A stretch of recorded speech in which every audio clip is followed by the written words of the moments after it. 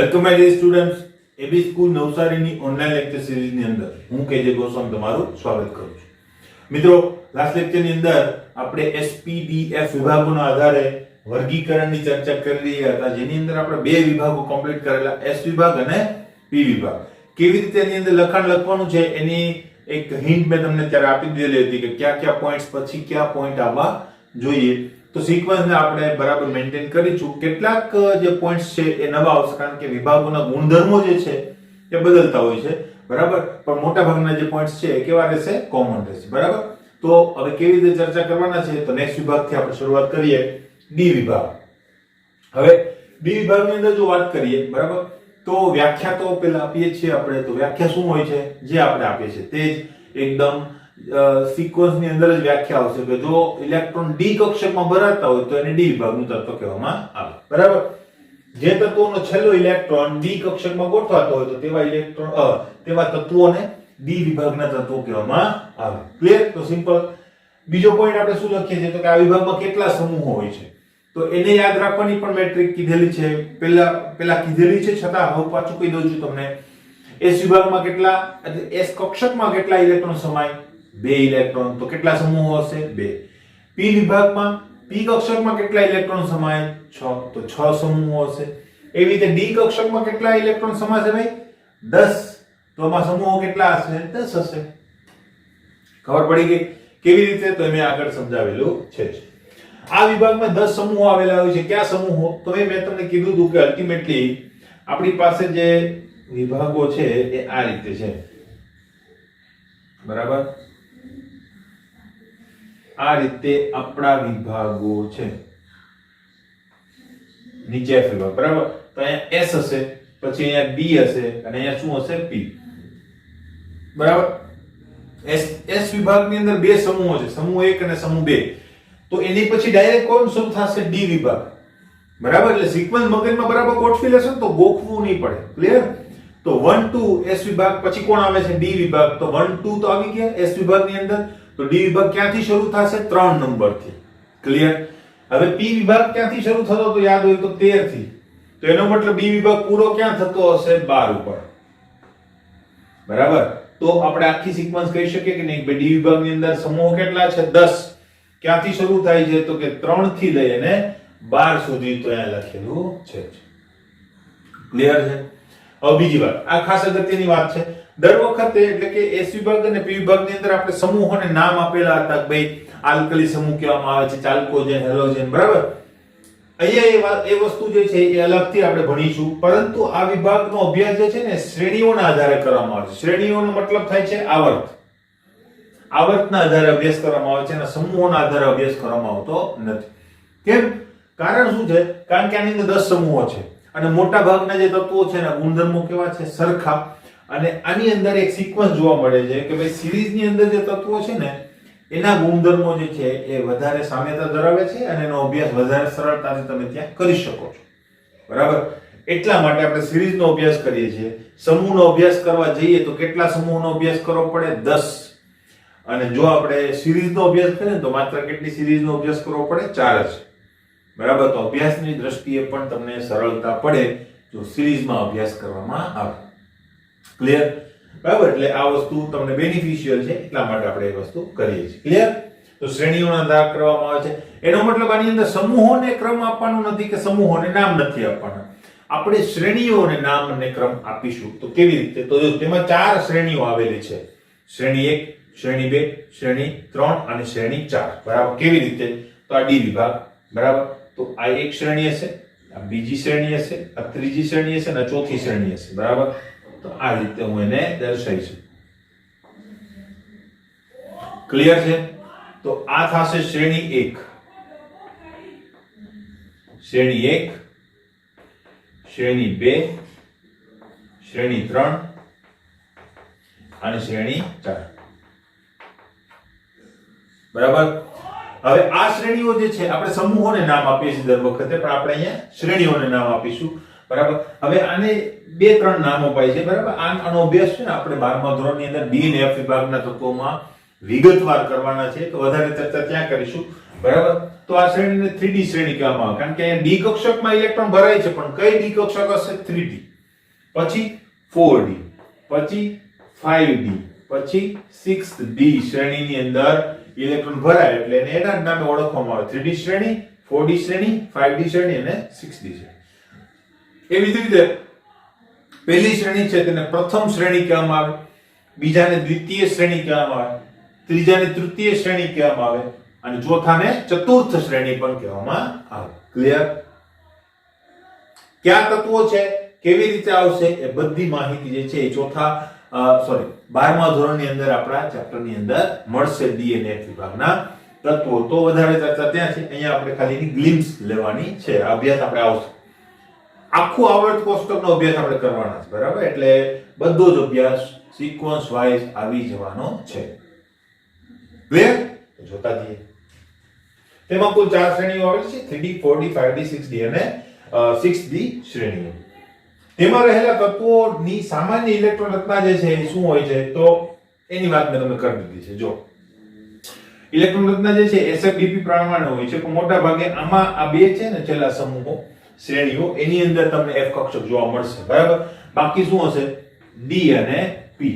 P કક્ષક તો જોવાની નથી, કારણ કે આપણે D કક્ષકની અંદર જ ઇલેક્ટ્રોન ઉમેરવાના છે. કારણ કે P માં ઇલેક્ટ્રોન ઉમેરવા માટે તો P વિભાગમાં આવી જાય. બરાબર? એટલે D કક્ષક એટલે આપણી પાસે કઈ કક્ષક વધી? S અને D કક્ષક. F કક્ષક પણ તમે દર્શાવી શકો, કોઈ વાંધો નથી, પણ એ બધામાં નહીં હોય. S અને D કક્ષક બધામાં હશે. બરાબર? F કક્ષક આ બે શ્રેણીમાં હશે. તો એની વિગતવાર અભ્યાસ જે છે આગળ ઉપર આપણે કરીશું. તો તમને ખ્યાલ છે કે D નો જે ક્વોન્ટમ આંક છે કેટલો હોય છે? n-1 આપણી ફોર્મ્યુલા મુજબ. અને S કક્ષકનો ક્વોન્ટમ આંક શું હોય છે? n. તો n-1 ને પહેલા લખીએ આપણે, કારણ કે ચડતા ક્રમમાં ગોઠવીએ ક્વોન્ટમ આંકને એટલા માટે, બાકી કોઈ પ્રશ્ન નથી. અને પછી કોણ આવશે? ns. બરાબર? D કક્ષક સુધી તમારા ઇલેક્ટ્રોન પહોંચી ગયા હોય અહીંયા સુધી, તો આ કક્ષક ભરાઈને ત્યાં સુધી આવ્યા હોય કે નહીં? તો અહીંયા આવશે 2 અને અહીંયા આવશે 1 થી લઈને 10 સુધી. ક્લિયર? તો આ ઇલેક્ટ્રોન રચના તમારા મગજમાં આવે. પણ અહીંયા તમને ખ્યાલ છે કોપર અને ક્રોમિયમ બે એવા તત્વો છે જેમાં S1 પણ છે. યાદ હશે તમને. બરાબર? તો કોપર અને ક્રોમિયમ માટે S1 પણ છે, એટલે ખાલી 2 દરેકમાં નથી આવતું, એટલે હું અહીં શું લખીશ? 1 અથવા તો 2. ક્લિયર? એટલે આ ઇલેક્ટ્રોન રચના છે. કેવી રીતે બની ખબર પડી? તમે જાતે પણ બનાવી શકો, ઈવન આને હજુ મોડિફાઈ કરવી હોય તો પણ કરી શકો. તમે શું લખી શકો? n-2f1214.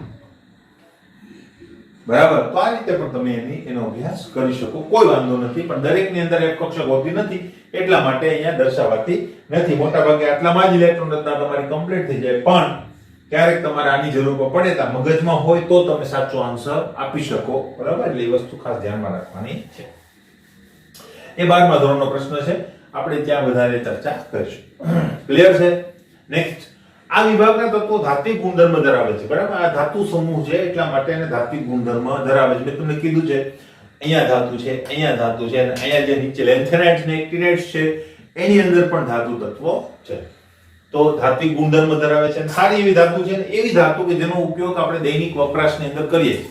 આયર્ન છે, કોપર છે, પ્લેટિનમ છે, ગોલ્ડ છે, મર્ક્યુરી છે, આ બધા તત્વો ક્યાં હશે? અહીંયા છે. આ તત્વોનો અભ્યાસ છે ને આ કરીએ છીએ અભ્યાસ. ધાત્વિક ગુણધર્મ પણ જબરદસ્ત છે, પણ એનો ઉપયોગ આપણે ડાયરેક્ટ નથી કરી શકતા. કેમ? ખૂબ જ પ્રતિક્રિયાત્મક છે, સક્રિય છે. બરાબર? આ ધાતુ તત્વોનો ઉપયોગ મોસ્ટલી આપણે કરતા હોઈએ છીએ. બરાબર? તેમ છતાં Zn, Cd અને Hg, બરાબર, આ ઝિંક, કેડમિયમ અને મર્ક્યુરી, આ ત્રણ છે. ઝિંક, કેડમિયમ અને મર્ક્યુરી, આ ત્રણ તત્વો છે ને એના ગુણધર્મો એટલે કે આ જે વિભાગના તત્વો છે એના કરતા થોડા જુદા જોવા મળે છે. ક્લિયર? હવે એવું કેમ? તો એના માટેના ઘણા બધા રીઝન્સ છે, એ આપણે જોઈશું 12મા ધોરણની અંદર. તમને ગ્લિમ્સ આપી દઉં. એમાં શું હોય છે? ખરેખર ડી વિભાગ અને સંક્રાંતિ તત્વો કહેવામાં આવે છે. શા માટે તે આપણે છેલ્લા પોઈન્ટ ઉપર આપણે ચર્ચા કરીશું. સંક્રાંતિ તત્વો માટે એક છે કે ભાઈ અલ્ટિમેટલી એની અંદર ડી કક્ષક અપૂર્ણ હોવી જોઈએ, તો એને સંક્રાંતિ તત્વ કહી શકાય. તો આના કારણો પણ આવે છે કે ઝિંકને સંક્રાંતિ તત્વ ગણવામાં આવતું નથી, સીડી કેડમિયમને સંક્રાંતિ તત્વ ગણવામાં આવતું નથી, મર્ક્યુરીને સંક્રાંતિ તત્વ ગણવામાં આવતું નથી. ક્યાં આવશે આવું કારણ? 12મા ધોરણમાં. બરાબર? તો ત્યાં આપણે એની ચર્ચા કરીશું ને આપણે કારણ પણ આપીશું. શા માટે? તો કે એની ડી કક્ષક કેવી છે? પૂર્ણ ભરેલી છે. કારણ કે એની ઇલેક્ટ્રોન રચના તમે જો ને તો આની 30. બરાબર? 30 નો મતલબ શું થાય? 4s2 અને 3d10 અપૂર્ણ હોવી જોઈએ, બરાબર. તો એનાથી શું થાય, તો એના જે ગુણધર્મો છે ને એ બદલાઈ જાય. ગુણધર્મો બદલાઈ જાય એનો મતલબ શું થાય કે આના ગુણધર્મો જે છે એ બીજી ધાતુઓ જેવાની હોય, બરાબર. દાખલા તરીકે બીજી ધાતુઓ જે છે એ ઘણી બધી મલ્ટિપલ ઓક્સિડેશન અવસ્થાઓ ધરાવે છે, આ નથી ધરાવતા, બરાબર. કેમ, તો કે તમને ખબર છે Zn છે એ +2 જ મળે, Cd+2 જ મળે, Hg +2 જ મળે, બરાબર. તો એ પ્રોબ્લેમ છે. બીજો પ્રોબ્લેમ શું છે, તો કે આના બધાના ગલન બિંદુ કેવા હશે, બીજી ધાતુઓ કરતા ઘણા નીચા છે. અને મર્ક્યુરી તો અપવાદ છે, તમને ખ્યાલ છે લિક્વિડ છે, બરાબર. તો આ બધા ગુણધર્મોની અંદર એના તફાવત જોવા મળે છે, એટલે આપણે આ પોઈન્ટ લખેલો છે. ક્લિયર છે? નેક્સ્ટ પોઈન્ટ ઉપર આવીએ. બી વિભાગના તત્વો એ રાસાયણિક રીતે વધુ સક્રિય એવા S વિભાગ અને ઓછા સક્રિય એવા P વિભાગના તત્વો વચ્ચે સેતુનું કાર્ય કરે છે, માટે તમને સંક્રાંતિ તત્વો કહેવામાં આવે. હવે જો અલ્ટિમેટલી આ વિભાગ ક્યાં છે, તો કે S વિભાગ અને P વિભાગની વચ્ચે છે કે નહીં, બરાબર. તો ઘણી બધી રીતે તમે એને ઇવેલ્યુએટ કરી શકો. કેવી રીતે, તો જો પહેલી વાર આ પોઈન્ટ લખ્યો છે કે D વિભાગના તત્વોની અંદર શું થાય, તો કે S વિભાગ થી P વિભાગ તરફ શું થાય છે, ગુણધર્મો. આ સૌથી વધારે સક્રિય ધાતુઓ છે અને તત્વો પણ છે એવા. P વિભાગની અંદર સક્રિયતા કેવી હોય છે, ઓછી હોય છે, બરાબર. તો અલ્ટિમેટલી તમે જુઓ, બરાબર, તો સક્રિય, નિષ્ક્રિય અથવા તો ઓછા સક્રિય એની વચ્ચેની ધાતુ, બરાબર, એક સેતુનું કાર્ય કરે છે, એટલે એક ટ્રાન્ઝિશન થાય છે, બરાબર. તમે બીજી રીતે જો ધાતુ, અહીંયા અધાતુ અને એની વચ્ચે શું થાય છે, ટ્રાન્ઝિશન. એટલે પ્રતિનિધિ તત્વોને કીધા છે, પ્રતિનિધિ વચ્ચે ગુણધર્મોનું એક ટ્રાન્ઝિશન થાય છે. ઇલેક્ટ્રોન મેળવવાની વૃત્તિ ઓછી, ઇલેક્ટ્રોન ગુમાવવાની વૃત્તિ ઓછી, તો એની વચ્ચે શું થાય છે, ટ્રાન્ઝિશન. ઇલેક્ટ્રોન ગુમાવવાની વૃત્તિથી ઇલેક્ટ્રોન મેળવવાની વૃત્તિ તરફનું ટ્રાન્ઝિશન થાય છે. એટલા માટે આને સંક્રાંતિ, ટ્રાન્ઝિશન એટલે એક પ્રકારની સંક્રાંતિ કરીએ છીએ એકમાંથી બીજા ગુણધર્મોની અંદર, એટલે આને સંક્રાંતિ તત્વો કહેવામાં આવે. સંક્રાંતિનો એક ત્રીજો અર્થ પણ છે ડીડી સંક્રાંતિ, બરાબર. હવે શું છે એ તમે 12મા ધોરણમાં વધારે સારી રીતે સમજી શકશો. અત્યારે આપણે એ સમજવાની કોઈ જરૂર નથી, બરાબર. જ્યારે આવશે ત્યારે હું તમને કહીશ. ક્લિયર, બરાબર. તો આ ડી વિભાગ માટેનું આપણું લખાણ થઈ ગયું. હવે આપણે જોઈશું એફ વિભાગ માટે, કે જેની અંદર બે સિરીઝ છે, એની ચર્ચા કરીએ. ક્લિયર. નેક્સ્ટ વિભાગની જો વાત કરીએ મિત્રો, તો એ છે એફ વિભાગના તત્વો. તો એના માટે પણ ઇલેક્ટ્રોન રચના સેમ ટુ સેમ. જો છેલ્લો ઇલેક્ટ્રોન એફ કક્ષકમાં ગોઠવાતો હોય તો એને શું કહેવામાં આવે છે, એફ વિભાગના તત્વો. જે તત્વોનો અંતિમ ઇલેક્ટ્રોન એફ કક્ષકમાં ગોઠવાતો હોય તો તેને એફ વિભાગના તત્વો કહેવામાં આવે. નેક્સ્ટ પોઈન્ટની ચર્ચા કરીએ. આ તત્વોને આવર્ત કોષ્ટકના તળિયે બે હરોળ સ્વરૂપે દર્શાવવામાં આવે છે. આની વાત અગાઉ પણ આપણે કરી ગયા છીએ કે ભાઈ આવર્ત કોષ્ટક જો આપણે એકદમ સાદું આ રીતે જો દોરીએ, બરાબર, તો અહીંયા છેલ્લે તળિયે બે હરોળ હોય છે, બરાબર, જેને એફ વિભાગ કહેવામાં આવે છે. ક્લિયર. જે પૈકી સી થી Lu, એટલે આ જે છે ને અહીંયાથી એક સમૂહ શ્રેણી હશે સી થી લઈ અને Lu સુધી, બરાબર. સીરિયમ થી લઈ અને લુટેશિયમ સુધી, બરાબર. 58 થી શરૂ થશે અને જશે 71 સુધી, બરાબર. ક્લિયર. એ શ્રેણી અહીંથી છૂટી પડી હશે 5મા નંબરની શ્રેણીમાંથી, બરાબર છે. તો એને લેન્થેનોઇડ્સ કહેવામાં આવે. એની નીચે જે છે એ થોરિયમ થી શરૂ કરો તમે અને Lr સુધીના તત્વો. આમાં કેટલા તત્વો હશે? 14 તત્વો હશે એક શ્રેણીમાં, બરાબર. એક શ્રેણીમાં 14, બીજી શ્રેણીમાં 14, એવી રીતે તત્વો હશે. થોરિયમ થી લઈને Lr લોરેન્ઝિયમ સુધી, બરાબર. આટલા તત્વો છે. પરમાણુ ક્રમાંક 90 થી લઈને 103 સુધીના તત્વો તમને ત્યાં જોવા મળે, બરાબર છે. તો આ બે શ્રેણીઓ જે છે એને અનુક્રમે શું કહેવામાં આવે? આને લેન્થેનોઇડ્સ, અને નીચેની શ્રેણી છે એને એક્ટિનોઇડ્સ કહેવામાં આવે, બરાબર. એના નામ જે છે એના પહેલા તત્વો ઉપરથી છે. જો કે પહેલું તત્વ અહીંયા નથી, પહેલું તત્વ ઉપર હશે, બરાબર. અહીંયા છે લેન્થેનમ, એના ઉપરથી લેન્થેનોઇડ્સ, બરાબર. અને અહીંયા હશે એક્ટિનિયમ, એના ઉપરથી એક્ટિનોઇડ્સ. નેક્સ્ટ, તેમાં રહેલા તત્વોની સામાન્ય ઇલેક્ટ્રોન રચના જે છે એ પાછી વાત કરીએ એ પ્રમાણે SFDP નો ક્રમ. હવે તમે F વિભાગમાં છો, તો F વિભાગનો મતલબ શું થાય કે ઇલેક્ટ્રોન અહીંયા ભરાવાના છે 1 થી લઈને 14 સુધી. તો આ બે કક્ષકો તો હોય જ નહીં, કારણ કે ઇલેક્ટ્રોન તો અહીંથી જો આગળ જાય તો D વિભાગ થઈ જાય, એનથી આગળ જાય તો P વિભાગ થઈ જાય, બરાબર. એટલે આ કક્ષકો ખાલી રહેશે. ક્લિયર. એટલે આપણી પાસે શું આવશે? F અને S કક્ષક. ક્વોન્ટમમાં આપણને ખબર છે n અને n-2. ક્લિયર? પણ અહીંયા ઘણી બધી ઇલેક્ટ્રોન રચનાની અંદર અપવાદરૂપ કિસ્સાઓ જોવા મળે છે કે જેમાં d કક્ષકમાં એક ઇલેક્ટ્રોન ઉમેરાય છે. એક જ ઇલેક્ટ્રોન ક્યાં જશે? d કક્ષકની અંદર. બરાબર? પહેલામાં કેમ અપવાદરૂપ કિસ્સાઓની અંદર s કક્ષકમાં ઇલેક્ટ્રોન આવતું તો d વિભાગની અંદર. બરાબર?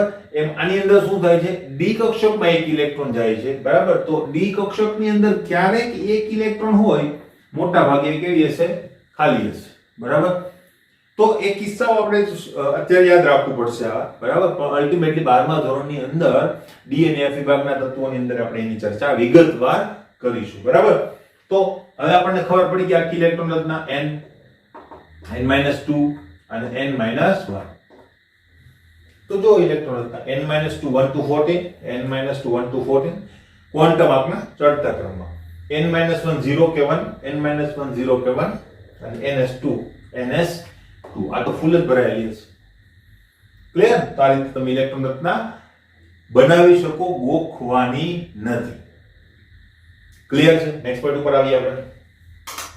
આ વિભાગના દરેક તત્વો ધાતુઓ છે તથા શ્રેણીમાંના તત્વો લગભગ સમાન ગુણધર્મો ધરાવે છે. તો એ આ બંને શ્રેણીના જે તત્વો છે એના ગુણધર્મો લગભગ સમાન હોય છે. દાખલા તરીકે લેન્થેનોઇડ્સ છે ને તો બધા +3 અવસ્થા ધરાવે છે. નીચેના પણ લગભગ મોટા ભાગના +3 અવસ્થા, એની સિવાયની પણ ઓક્સિડેશન અવસ્થાઓ એક્ટિનોઇડની અંદર જોવા મળે છે. બરાબર? આ તત્વો જે છે એ મોટા ભાગે સમૂહમાં જ હોય છે, એટલે એક સાથે જ જોવા મળે. બરાબર? એટલે એ લોકોને અલગ પાડવા પણ કેવા છે? થોડા મુશ્કેલ છે, કારણ કે ગુણધર્મો કેવા છે? એકદમ સમાન છે. બરાબર? બહુ માઇનોર ફરક તમને ત્યાં જોવા મળે. ક્લિયર? આ વિભાગમાં રેડિયો સક્રિય તત્વો પણ આવેલા હોય છે. તો એ વસ્તુ તો આપણને ખબર છે કે જેમ જેમ તમે નીચે જાવ ને આ આખી શ્રેણી, બરાબર, એમાં શું હશે? રેડિયો સક્રિય તત્વો આવેલા હશે. રેડિયો સક્રિય તત્વો પણ હશે, પ્લસ માનવ સર્જિત તત્વો પણ ત્યાં આવેલા હોય છે. ક્લિયર?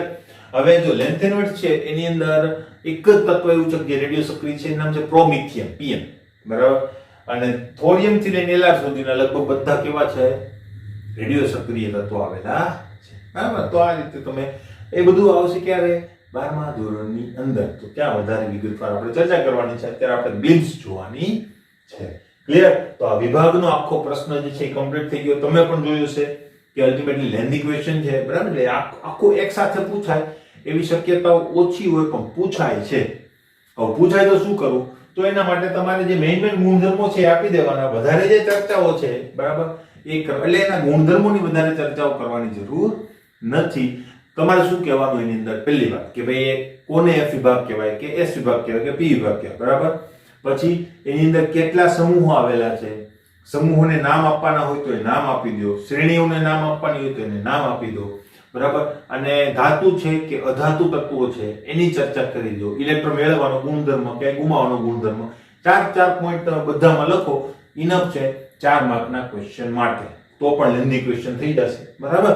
આટલી વસ્તુ તમારે ખાસ લખવી જોઈએ જો આખો પ્રશ્ન તમને પૂછાય તો. ક્લિયર છે? બરાબર? તો હવે નેક્સ્ટ ક્વેશ્ચન ઉપર આપણે જઈશું. ક્લિયર?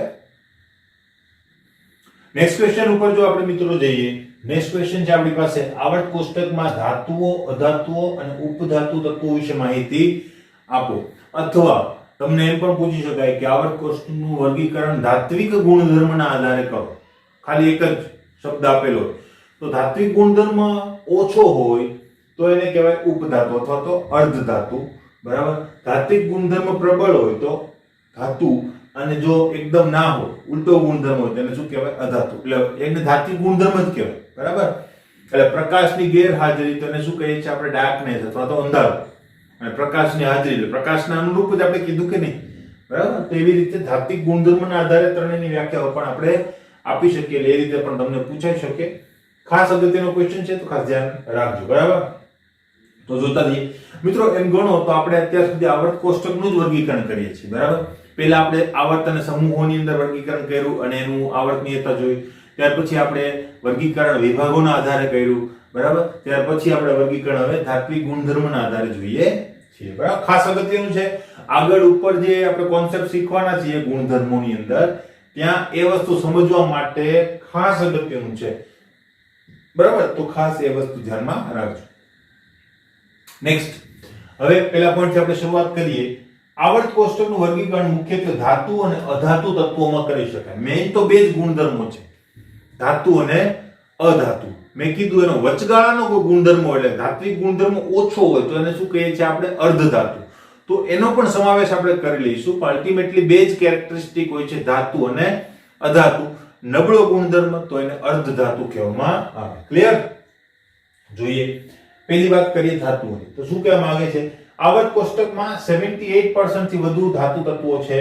જો આવર્ત કોષ્ટકમાં ડાબી બાજુથી જે આવર્ત કોષ્ટકમાં ડાબી બાજુ આવેલા હોય છે. શું કહેવા માંગે છે? મેં તમને પહેલા જ કીધું હતું કે આવર્ત કોષ્ટકમાં મોટા ભાગની ધાતુઓ જ, ઈવન આપણે કહીએ છીએ કે પી વિભાગની અંદર અધાતુ તત્વો આવેલા હોય છે, પણ પી વિભાગમાં પણ અધાતુ તત્વો કેવા છે? ઓછા. મોટા ભાગના શું છે?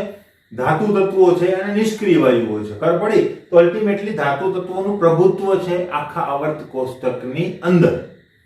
ક્લિયર? હવે એ ક્યાં આવેલા હોય છે? તો મુખ્યત્વે પ્રબળ ધાતુઓ જે છે ક્યાં હોય છે? એસ વિભાગની અંદર. એટલે હંમેશા ડાબું જમણું તમને કહે ને મિત્રો કે ભાઈ ડાબી બાજુ, જમણી બાજુ, ડાબીથી જમણી બાજુ, જમણીથી ડાબી બાજુ, તો પછી તમને મગજમાં કોન્ટ્રોવર્સી રહેશે. બરાબર? તમારી ડાબી બાજુ કે બુકની ડાબી બાજુ? કારણ કે તમે બુકમાં આ રીતે જો તો આ ડાબી બાજુ થાય, આ જમણી બાજુ થાય. બરાબર? અને બુકની ડાબી જમણી આ રીતે થશે. અને તમે વાંચતા હોય બુક, બરાબર, ત્યારે આ જમણું થશે તમારું ને આ ડાબું થશે. ક્લિયર? તો હંમેશા ડાબી બાજુ કીધેલી હોય એટલે તમારે કઈ પરિસ્થિતિ જોવાની છે? વાંચવાની પરિસ્થિતિ જોવાની છે. એટલે હું વાંચું છું તો આ ડાબી બાજુ થશે ને આ જમણી બાજુ. મને કોઈ એમ કે ડાબીથી જમણી બાજુ તરફ જતા તો હું આમથી આમ તરફ જઈશ. ક્લિયર? આ વસ્તુ સ્પષ્ટ કરી લીધું. ઘણા મિત્રોને નહીં ખબર હોય કે ડાબીથી જમણી બાજુ એટલે કઈ બાજુ જવાનું, આમ જવાનું કે આમ જવાનું કે આમ જવાનું. બરાબર? તો ખાસ ધ્યાન રાખજો. ક્લિયર છે? બરાબર? તો ક્યાં આવેલા હોય છે? ડાબી બાજુ. એસ વિભાગ ક્યાં હોય છે? તો કે ડાબી બાજુ આવેલા હોય છે. પ્રબળ ધાતુ ગુણધર્મ. બરાબર?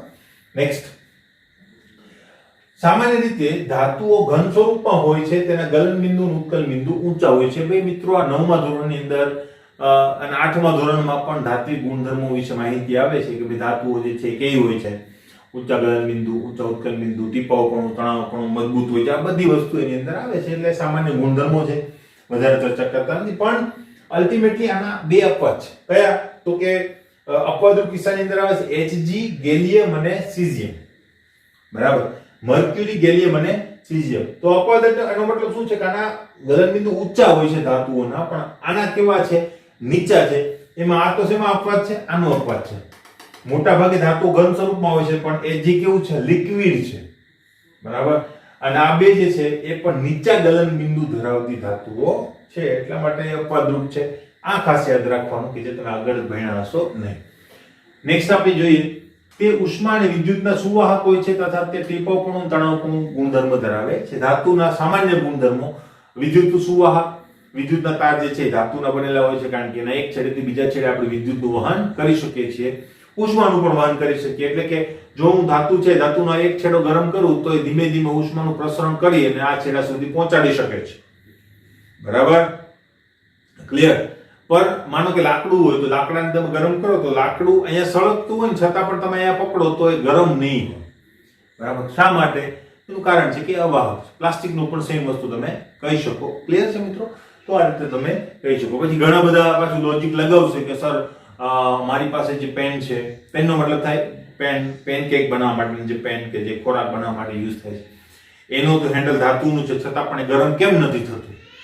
તો એનું કારણ છે કે એ હવાના સંપર્કમાં હોય છે. ગરમી તો આવે છે આ બાજુ, બરાબર? અલ્ટિમેટલી ગરમી જે છે અહીં પહોંચતા પહોંચતા શું થઈ જાય? ડીમ થઈ જાય. કેમ? તો કે હવા જે છે એ ગરમીને શું કરી દે? બરાબર? એને એક્સહેલ કરી દે અથવા તો એક્ઝોસ્ટ કરી દે, જેના લીધે હવા જે છે એ ગરમ થઈ અને દૂર થતી જાય, નવી હવા આવતી જાય. એટલે હેન્ડલ જે છે એની લંબાઈ વધારે હોય તો ગરમી જે છે અહીંથી અહીંયા સુધી પહોંચવામાં એ લૂઝ થઈ જાય. બરાબર? એટલે એના હેન્ડલ લાંબા રાખવામાં આવે. ક્લિયર છે મિત્રો? બરાબર?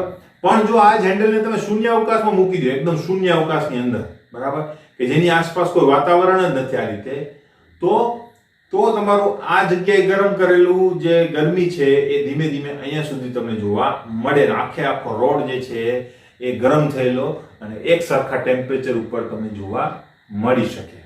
ક્લિયર? થોડો ઘણો લોસ તો થાય જ, કારણ કે અંદર વાઇબ્રેશનલ એનર્જી હોય છે એટલા માટે, અને રેડિયેશન સ્વરૂપે પણ થતું હોય છે. પણ અલ્ટિમેટલી તમને અહીંની ગરમી અહીંયા સુધી પહોંચેલી જોવા તો મળે જ. બરાબર? તો આ વસ્તુ છે. નેક્સ્ટ પર જો આવર્ત કોષ્ટકમાં કોઈ પણ સમૂહમાં ઉપરથી નીચે તરફ જતા ધાત્વિક ગુણધર્મ વધે છે, આવર્તમાં ડાબી બાજુથી જમણી બાજુ તરફ જતા ધાત્વિક ગુણધર્મ ઘટે છે. હવે જો ધાત્વિક ગુણધર્મ કોની સાથે સંબંધ છે, બરાબર, એને ઇલેક્ટ્રોન ગુમાવવાની વૃત્તિ સાથે સંબંધ છે. એટલે હું તમને એમ કહું ધાતુની વ્યાખ્યા આપો તો તમે શું આપશો?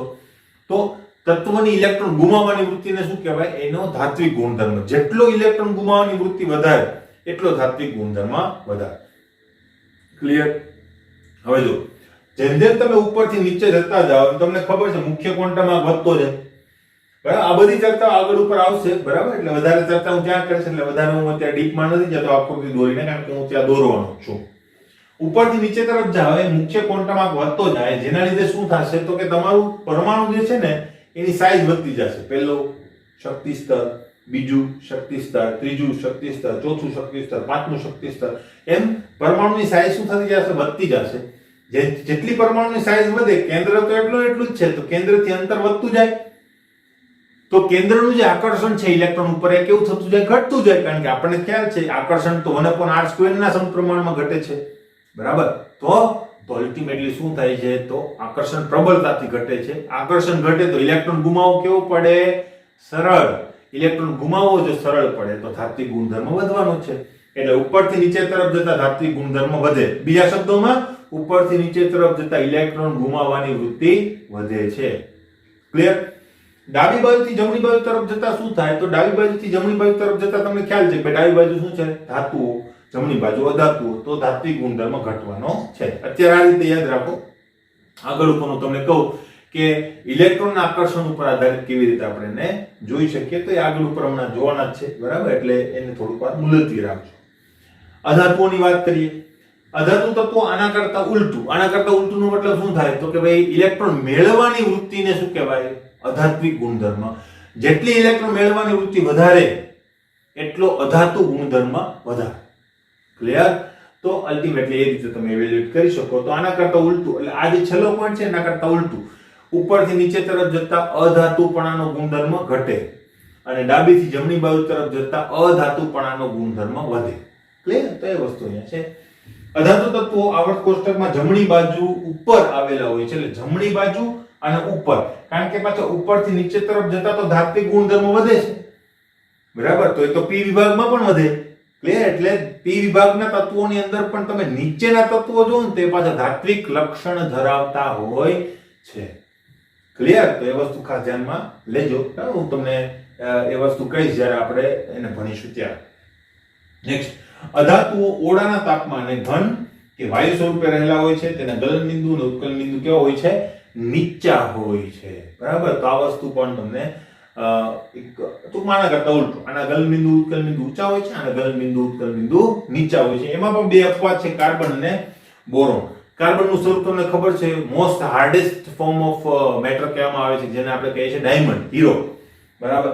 તો એ કાર્બનનું સ્વરૂપ છે, બરાબર. અને બોરોન પણ એટલું બધું સખત હોય છે મિત્રો, બરાબર. ઘણી વખત એમ કહેવાય છે કે હીરા પછી જો કોઈ સખત એમ કહેવાય કે તત્વ છે, બરાબર. હીરા કરતા સખત મેટર તો ઘણા બધા છે. અત્યારે આપણી પાસે છે ઘણા બધા મેટર કે જે હીરા કરતા પણ સખત છે, બરાબર. પણ અલ્ટિમેટલી તત્વ તરીકે જ જો કોઈ સખત હોય તો કાર્બન પછી કોનું નામ આવી જાય? બોરોનનું નામ આવે છે, બરાબર. તો એ બંને અપવાદ છે, કારણ કે એના ગલન બિંદુ ઉત્કલન બિંદુ ઊંચા છે અને જલ્દીથી તૂટતા પણ નથી. ક્લિયર? તો આ બધી વસ્તુ જે છે એ ધાતુનો ગુણધર્મ છે. કેટલાક બીજા ગુણધર્મો છે તે જોઈએ. નેક્સ્ટ પોઈન્ટની જો ચર્ચા કરીએ મિત્રો, તો મોટા ભાગની અધાતુઓ બરડ હોય છે. બરડનો મતલબ શું થાય? એને જો ટીપવામાં આવે અથવા તો ઇમ્પેક્ટ આપવામાં આવે તો એ ભૂકો થઈ જાય છે, બરાબર. એને તાણી શકાતી નથી, એને ટીપી શકાતી નથી. એટલા માટે તેમાં તેને ટીપી કે તાણી શકાતી નથી. એટલે કે ટીપાવપણાનો અને તણાવપણાનો ગુણધર્મ હોતો નથી. આવર્ત કોષ્ટકમાં ઉપરથી નીચે તરફ જતા અધાતુ ગુણ ઘટે છે, મેં તમને કીધું એમ, બરાબર. અને ડાબીથી જમણી બાજુ તરફ જતા અધાતુ ગુણધર્મ વધે છે. ક્લિયર? હમણાં જ આપણે ધાતુ માટે સમજ્યા, એના કરતા ઉલટું. અર્ધધાતુની વાત કરીએ તો તત્વોમાં ધાતુમાંથી અધાત્વીય ગુણધર્મોમાં ફેરફાર એકાએક થતો નથી. આવર્તમાં ત્રાંસી રીતે આગળ વધતા તત્વો જેવા કે સિલિકોન, જર્મેનિયમ, આર્સેનિક, એન્ટીમની, બરાબર, ટેલ્યુરિયમ, એ ધાતુ અને અધાતુ બંનેના ગુણધર્મો ધરાવે છે, તેથી આવા તત્વોને અર્ધધાતુ કે ઉપધાતુ તત્વો કહેવામાં આવે છે, બરાબર. અને અર્ધધાતુનો મતલબ થાય છે સેમી મેટલ, બરાબર, અને ઉપધાતુનો મતલબ થાય છે મેટલોઇડ્સ.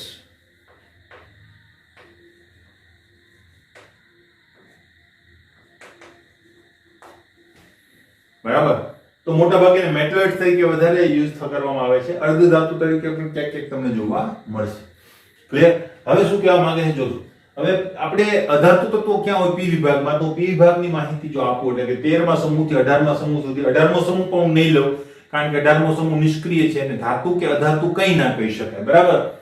તો આપણી પાસે ક્યાં ક્યાં સમૂહો છે? તો કે એક તો બોરોનનો સમૂહ હશે, એક હશે બોરોન 5, 5 પછી 6 કાર્બનનો સમૂહ હશે, 7 નાઇટ્રોજનનો સમૂહ હશે, પછી Np Cn, પછી શું હશે 7 ને 8 અને 9, બરાબર. 13, 14, 15, 16 ને 17, 18મો સમૂહ લેતો નથી. ક્લિયર?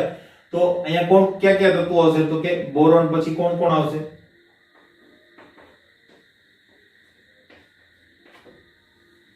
બરાબર, આટલા તત્વો આપણે અગત્યના છે. પછી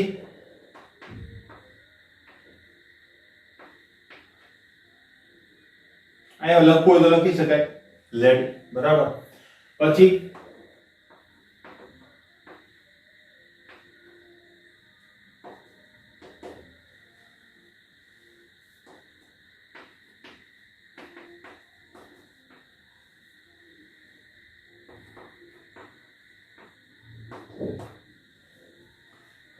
લખો તો લખી શકાય.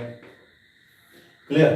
તો હવે આમાં શું કહેવા માંગે છે કે ધાત્વિક ગુણધર્મ જે છે એમાં આવર્તમાં 83 રીતે આગળ વધતા જર્મેનિયમ. જર્મેનિયમ કોણ છે? તો હું તમને કહી દઉં. આ જર્મેનિયમ, બરાબર. જર્મેનિયમ, આર્સેનિક, એન્ટીમની,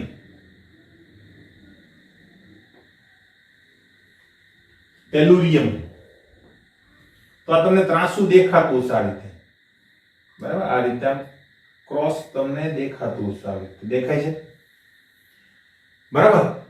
તો આ રીતે તમે આગળ વધો તો તમને ત્યાં ધાત્વિક અને અધાત્વિક બંને ગુણધર્મો જોવા મળે, જેમાં ઉપરના છે ને આ ફૂલ્લી અધાતુ તત્વો છે, બરાબર. એલ્યુમિનિયમ તમને ખબર છે ધાતુ જેવા ગુણધર્મો ધરાવે છે, બરાબર. અને એલ્યુમિનિયમનો ઉપયોગ આપણે ધાતુની અંદર કરીએ પણ છે, એલ્યુમિનિયમ ધાતુ તરીકે આપણે ઉપયોગ કરીએ છીએ, એનો મતલબ એની અંદર પણ ગુણધર્મો છે, બરાબર. તો તમે જોયું અધાતુ, ધાતુ, ધાતુ, ધાતુ, પછી નીચે ધાત્વિક ગુણધર્મ વધતો જશે એટલે આ બધા કેવા થઈ જશે? ધાતુ તત્વો, બરાબર. કાર્બન અધાતુ, પછી સિલિકોન અર્ધધાતુ છે, બરાબર. અહીંયા આપણે નામ નથી દીધું, લગભગ આવ્યું સિલિકોન પણ છે, બરાબર. તો આ અર્ધધાતુ, પછી આ અર્ધધાતુ, પછી ધાતુ, ધાતુ, ટીન, બરાબર. Sn નો મતલબ શું થાય? ટીન. અને લેડ બંને ધાતુ છે. પછી ફોસ્ફરસ અધાતુ થશે, સલ્ફર અધાતુ થશે, Cl અધાતુ થશે, બરાબર. એટલે અધાતુઓ જો હું લખું તો આવી રીતે તમે રાઉન્ડ કરી દઉં તો આ બધી અધાતુ ઉપર. એટલે આપણે કીધું હતું ત્યારે કે આવર્ત કોષ્ટકમાં જમણી બાજુ ઉપર અધાતુ તત્વો આવેલા હોય છે, તો જમણી બાજુ ઉપર આ પી વિભાગ છે, બરાબર. પી છે, એસ છે, બીઆર, બરાબર. આ બધા જે છે, ઇવન આને પણ તમે અર્ધધાતુ તરીકે લઈ શકો, બરાબર. તો અલ્ટિમેટલી આને ના લખીએ તો ચાલે, બરાબર. પછી આયોડિન છે, આ બધા અધાતુની અંદર આવશે. પાછું એટી જે છે એમાં ધાત્વિક ગુણધર્મ તમને જોવા મળે. ક્લિયર છે? બરાબર. તો તમે જોયું હશે કે અધાતુ તત્વો પણ ઓછા છે, મોસ્ટલી ડોમિનેશન કોનું છે? ધાતુ તત્વોનું તમને જોવા મળે. પછી તમને એમ કહે કે સર નિષ્ક્રિય વાયુઓમાં પણ એવું થાય? તો કે નહીં, નિષ્ક્રિય વાયુમાં ધાતુ કે અધાતુ ગુણધર્મ હોતો નથી. કેમ? તો કે નિષ્ક્રિય વાયુ ઇલેક્ટ્રોન મેળવવાની વૃત્તિ પણ દર્શાવતા નથી, જેથી કરીને અધાતુ નથી. ઇલેક્ટ્રોન ગુમાવવાની વૃત્તિ પણ દર્શાવતા નથી, જેથી કરીને તેઓ ધાતુ નથી. ક્લિયર? તો આશા રાખું કે તમને ખ્યાલ આવી ગયો હશે. હવે નવા ક્વેશ્ચન ઉપર આપણે જઈશું. ત્યાં સુધી જય હિન્દ.